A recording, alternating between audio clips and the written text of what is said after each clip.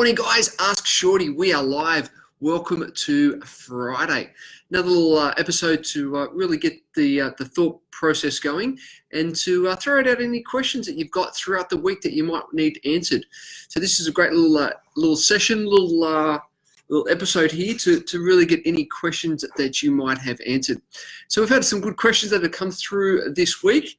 It's been quite an interesting week for some of you guys out there. I want to go through. Let's invite some friends. Let's invite some friends. Who we got here? Who we got? Beautiful. All right. So we'll just good. Lovely. So ask Shorty. One of the things, and it's always good to reflect on the week to find out what has been working, what hasn't been working. Morning, Danny. Good to see you online. This, as I'm a big believer of, going through the 4 debriefing questionnaire. What has worked this week? What hasn't worked this week? What are the key lessons? And what do we need to be doing differently? But there's a bit of a theme this week on how do we make big decisions?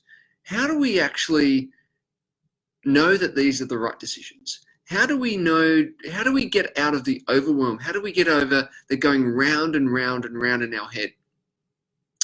And this is just spoke to someone the other day and we went through this process. I'm going to share with you this process because this process enables you to make decisions easy.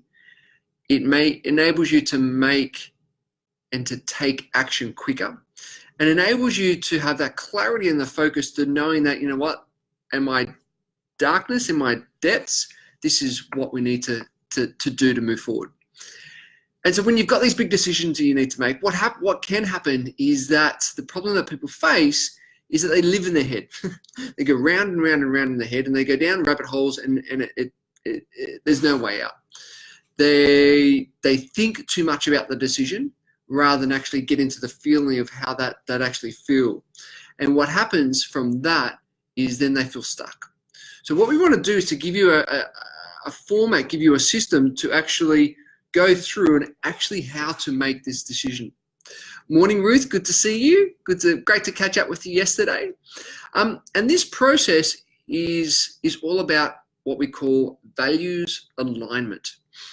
Now, you may have written down your values in the past and you may be working through your values on a day-to-day basis, which is fantastic. This process enables you to really review your values, to understand what they are and why they're important. So if you haven't got values, totally fine. So I want to find out, Danny and Ruth, and for those watching the recording of this, do you have your own values? Do you have values that you are aligned to? Or have you reviewed your values lately? Now, what are values? Now, values are, what's a good question, James? Good values are things that you're aligned to. And the thing is the question I always ask when I elicitate people's values is, what is important to me? What is important to me around this? What is important to me around this? It could be personal world or your work world or whatever it is. What context are those values are aligned to? And so by asking yourself what is important to me enables you to start to flesh out those different things. Now that's all well and good, and people can write, family, they can write health, they can write happiness or joy. That's totally fine. But your interpretation of that value and my interpretation of that value is completely different. And that is based from our past, our beliefs, our behaviors, our upbringings, or our past experiences. So that's the first stage, is to understand what is important to you. The second stage from that is, what does that actually mean? What does that value actually mean?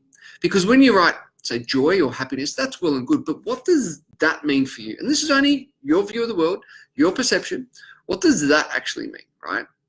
So once you've identified what is important to you, the next component is, what does that actually mean? And the third component is, then why is that important? Why is that important?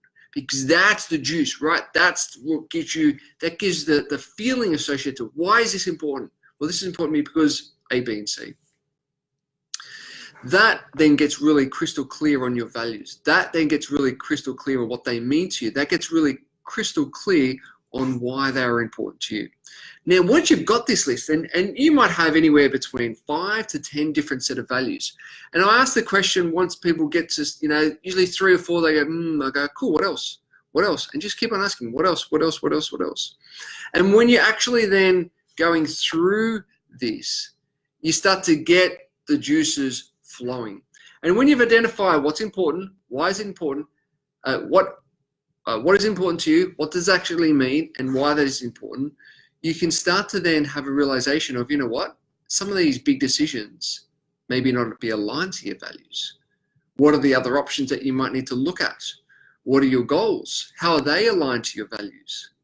And this is a really good, when you feel that you may be in a bit of a sticking point, when you feel that you may need to make some big decisions, always review back to your values. Always review back to your values. How is this decision that I need to make right now aligned to my values? Is the answer, are the options aligned to my values? What is most aligned and what is not most aligned to my values? This makes it easier. What happens is that we start to think and we start to get in our heads and go over and over and over and go down the rabbit hole. Next minute we're down the rabbit hole, we're looking up, we're going, oh my goodness, right? Get out of the rabbit hole, get out of your head, get to your values, align with your heart. The decisions are then enable you to make it so much easier, so much quicker, and you will start to attract more into your life. So questions, any comments, any thoughts around how to make big decisions? Love to hear your thoughts, love to hear what came up for you when I went through that little process. All right, lovely. So how are your values aligned? Where are your values? Yes. What questions do you have in relations to values? When you come, this is a really good point, Danny, when you are aligned to your values, sometimes there may be a conflict. If you stay true to your values, sometimes there may be a little bit of angst. But if you fulfill your values in the long run, you'll be in a lot happier place. Because if you go against your values, there'll always be that little question in the back of your mind. There'll always be that little thought process in your back of your mind. And then you'll start to attract more of that. So when you become true to your values and you stick to your values, this is such an important process. What happens when you got two business owners with two sets of values? Well, what are then the company values? What's important to the company? What are your decisions moving forward based around your company values? So important to review your own personal values. Review as business owners, usually your personal values are very aligned to the company values, one would hope. And so it's always good to review, take stock. What are these values? What do they actually mean? And why they're important. Cool, so there we go. Ask Shorty, another cool little session for some insights. What questions do you have this coming week that we could get answered for you? So a couple of little updates. My wonderful little princess's birthday today, Lily. She's turned 11, so super excited to that. Yeah, we're off to Luna Park tomorrow with a bunch of her girlfriends, so wish me luck. We've also got some Ruth, as you've all seen, has just joined our team, who's on the call today. Woohoo! She'll be starting with us next week, so really excited. So we're just going through the onboarding process and getting her really aligned to who we are, what we do, and how she's going to make you guys' world even enabling you to all play a bigger game. So we're all very excited about that. Their next intensive, save the date, 16th and 17th of October.